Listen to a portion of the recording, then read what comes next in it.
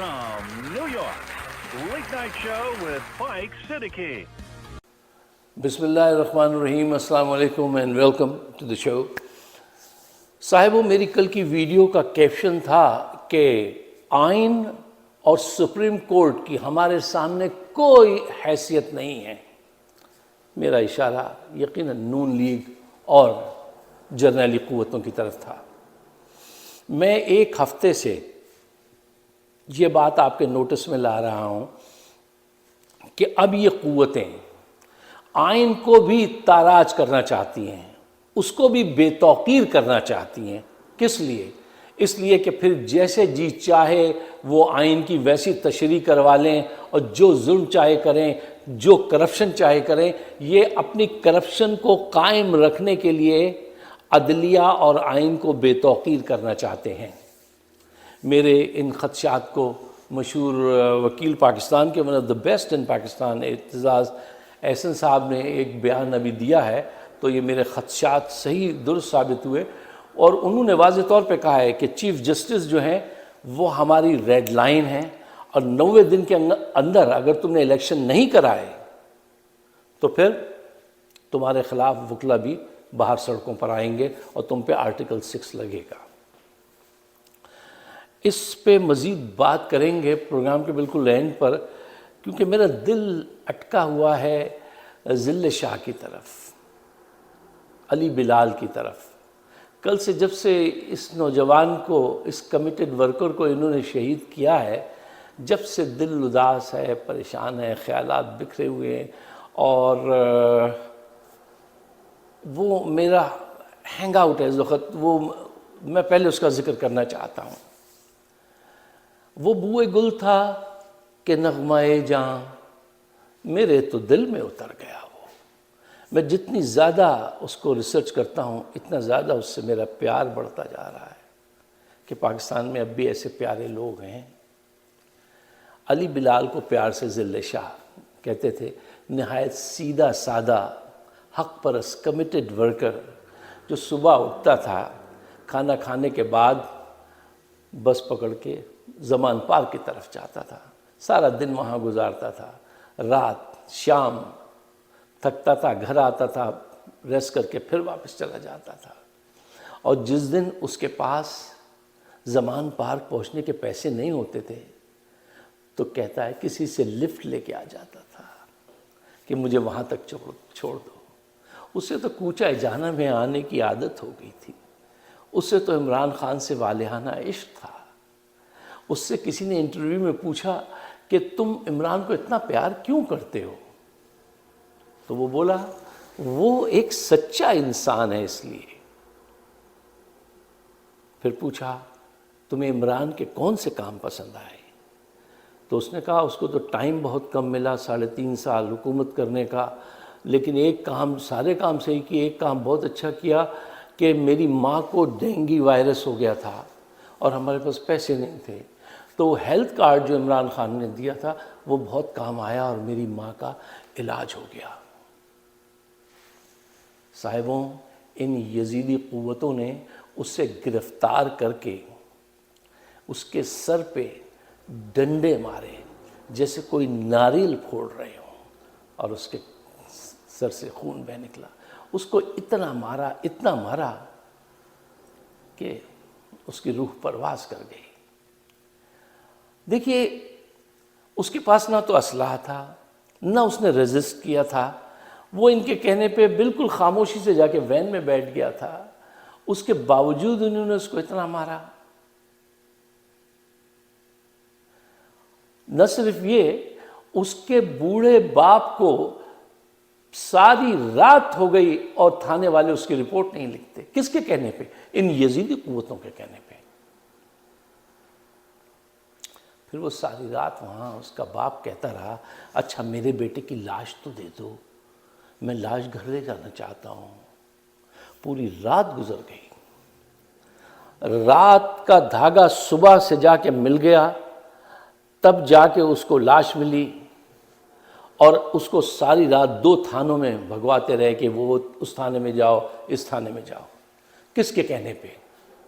इसका कातिल कौन है? اس کی سزا کس کو ملے گی؟ مجھے سوچ کے بتائیے، مجھے بتائیے کہ یہ جرم کس کی گردن پہ جائے گا؟ کیا پاکستان ایک اسلامی ملک ہے؟ کیا پاکستان ایک جمہوری ملک ہے؟ نہ نہ نہ نہ نہ جمہوری ملک ہے، نہ اسلامی ملک ہے۔ یہ نواز شریف کا ملک ہے، یہ زرداری کا ملک ہے، یہ طاقتور حلقوں کا ملک ہے، یہ بدماشوں کا، یزیدوں کا ملک ہے۔ یہاں پہ ایک شریف آدمی، ایک اچھا انسان کیسے زندگی گزارے گا جب تک کہ وہ ان کی ہاں میں ہاں نہ ملائے؟ اب ان قوتوں سے آپ سب کو مل کر چھٹکارا حاصل کرنا ہوگا۔ دیکھیے، یا تو غلام بن کے زندگی گزاریے، یا پھر سب مل کر ان قوتوں کا مقابلہ کیجیے۔ اور تاریخ گواہ ہے کہ جب لوگ مل جائیں، قوتیں مل جائیں، چاہے آپ کتنے بھی مجبور ہوں، تو آپ کتنے بھی بڑے یزید کو، جو قہار کو، آپ اٹھا کے پھینک سکتے ہیں۔ یہ قوت ہوتی ہے آپ کے پاس، اس صورت میں ہوتی ہے جب سب مل جائیں اور اپنی اہمیت کا احساس کرتے ہوئے آگے بڑھیں۔ اب وقت آ گیا ہے کہ ان سے جان چھڑائی جائے۔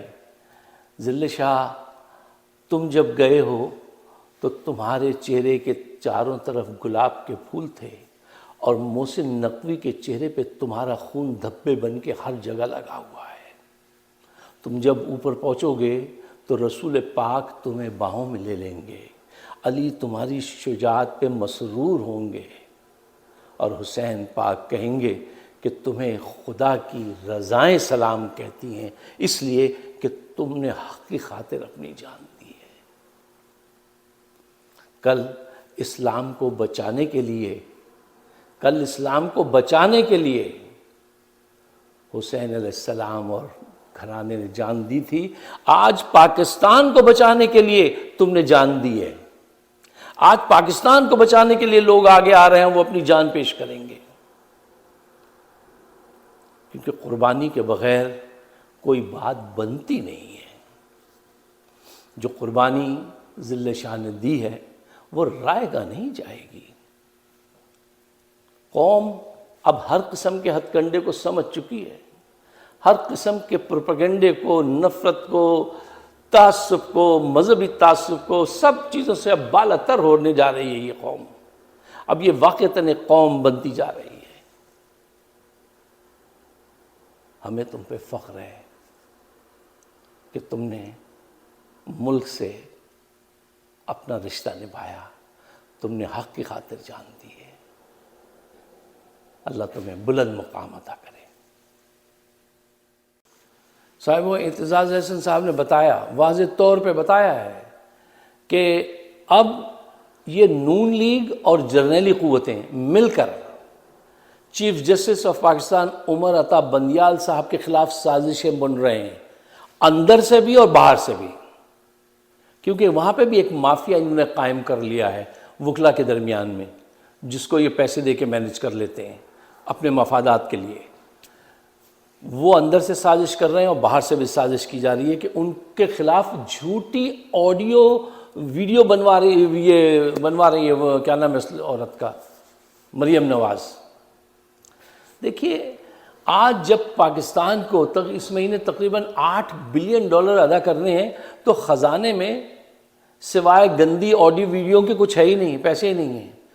اس دور میں اس ملک کے بڑے بیٹھ کر چیف جسٹس کے خلاف سازش کر رہے ہیں، آئین کے خلاف سازش کر رہے ہیں، اس وقت جب کہ ملک کی معیشت ڈول چکی ہے۔